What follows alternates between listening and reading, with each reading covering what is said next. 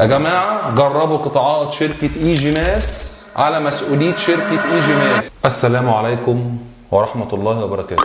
النهاردة احنا موجودين في التجمع مع المهندس عماد حمدي بيسلم شغل من قطاعات شركة اي جي ماس. السلام عليكم ورحمة الله وبركاته. اهلا وسهلا بك يا باشمهندس احمد، نورتنا وشرفتنا في موقعنا المتواضع. قطاع معانا قطاع اي جي ماس اي 105 بتراك مفتوح، تراك ستيل. اللهم بارك. يعني الشباك مش محتاج ان احنا نتكلم، احنا محتاجين بس ان احنا نصوره بس، لكن نتكلم هو بيتكلم عن نفسه. العميل بتاعنا او بتاع اي عميل في السوق، اهم حاجه عنده ان الشطف بتاعه ما يكونش فيه ديفوهات، في مشاكل، في نور. بسم الله ما شاء الله، اللهم بارك. اللي يشوف شغلنا شغل الحام. هو القطاع ساعدنا على كده، احنا الحمد لله رب العالمين اجتهدنا فيه، لكن القطاع ساعدنا، ما خدناش مجهود عشان نوصل للدرجه دي. بنتكلم على قطاع التخانه بتاعته والسكنس بتاعه، عرض الضرفه، عرض القايم، عرض الحلق، تخانه الحلق، سلاسه الحركه. احنا بنتكلم على ضرفه بتزقها بتمشي لوحديها، مش بتعافر معاها ومش بتزق معاها. مشاكلنا اللي احنا عانينا فيها في الشغلانه مع جميع القطاعات الاخرى، الحمد لله رب العالمين تفاديناها هنا فعلا. كل الكلام ده احنا مش لاقيينه، اللهم لك الحمد.